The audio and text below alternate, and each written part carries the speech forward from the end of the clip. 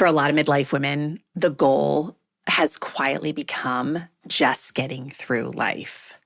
It becomes getting through the week, the season, the transition, the hard thing on the horizon. But getting through was never supposed to be a way of life, right? So today I want to talk about what comes after survival, how to build a life that you are actually living, not just surviving. Welcome to your daily hit of grace and grit, your quick dose of inspiration to kickstart your day. I'm Courtney Townley, and here is today's hit. There's a particular kind of exhaustion that comes from not doing too much, but from never quite arriving. From always being in motion towards something better, something calmer, something more settled, something more certain.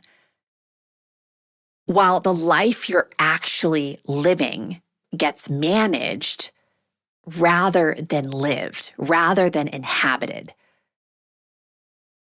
I kind of equate it to sort of thinking about your body all the time, but never actually experiencing it, never living in it. Survival mode has a place for sure. There are genuinely hard seasons that require you to batten down and get through.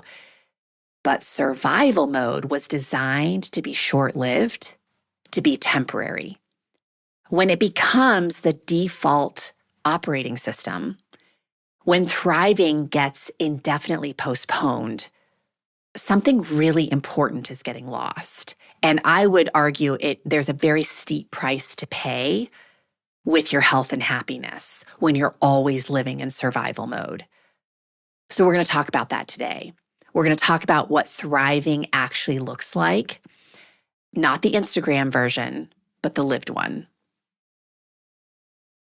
Howard Thurman has a brilliant quote that says, "Don't ask yourself what the world needs. Ask yourself what makes you come alive, and go do that. Because the world needs people who have come alive." I so often come back to that quote because of what it implies about the relationship between thriving and contribution. We tend to think of putting ourselves last as a responsible thing to do, right? It's a selfless choice. But in that quote, Thurman is arguing the opposite. A woman who is genuinely alive, who is nourished and engaged and fully present, has more to offer, not less. She makes more of an impact, not less. Thriving is not self-indulgent. It is the precondition for a meaningful presence in every relationship and role that you hold. Thriving is not the absence of difficulty either. It's a quality of engagement with your own life. And it is built very strategically through a set of daily and weekly practices that create the conditions to promote it. So here's what I see consistently in women who move from surviving to thriving. First of all, there usually needs to be some nervous system healing, because I think we can get stuck in a place of surviving because our nervous system is so dysregulated from so many stressors over our lifetime.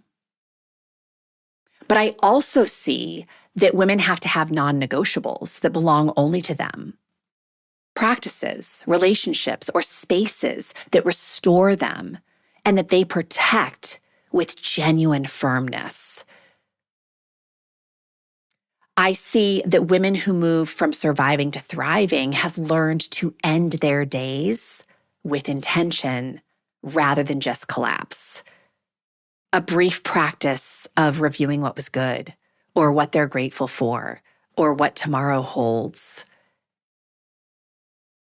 They have at least one relationship where they feel fully known and don't feel like they're performing or having to play small. They move their bodies in ways that they genuinely enjoy rather than purely endure. And they have a sense, even a faint one, of direction, a feeling that they are building towards something, becoming something, that their days have meaning beyond the to-do list. I always call that like a sense of power, purpose, and impact, right? When a woman has a sense of her own purpose and her power to pursue that purpose, and an idea of the impact that showing up fully could make, amazing things happen. So none of this requires a perfect life, but it does require a very deliberate one.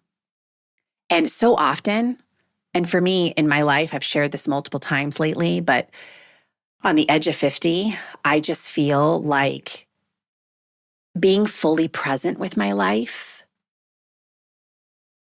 makes it so rich. It makes me move very quickly from surviving to thriving. Just dropping fully into the moment, whatever that moment is. Driving my car, cooking a meal, doing my work, talking to my kid.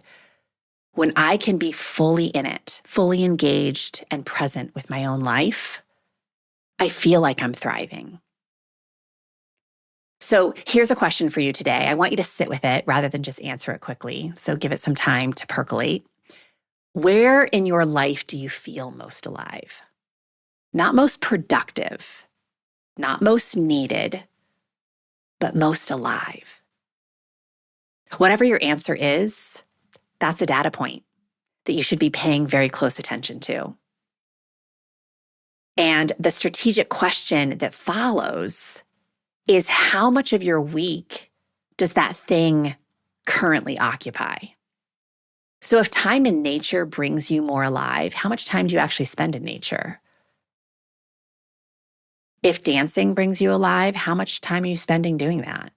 If being in certain rooms around certain people or in certain environments bring you alive, what is the true amount of time you're spending with those people and in those places? Of course, the objective is to build towards more time with those people, places. Not all at once, but intentionally. One protected pocket of aliveness at a time. And expand into it, right? Can you give yourself permission to have more of it? I've always argued that I truly believe deep health is your full expression of as a human. What is your full expression as a human? Well, I don't know what it is for you, but what I do know is the breadcrumbs of your aliveness will show you the way, so follow them. If this stirred something inside of you, imagine what a whole book of clarity and courage could ignite. The Consistency Code, a midlife woman's guide to deep health and happiness, goes even deeper into the mindset and practices that create real, meaningful change at midlife. Grab your copy today over at theconsistencycode.com and keep the momentum alive.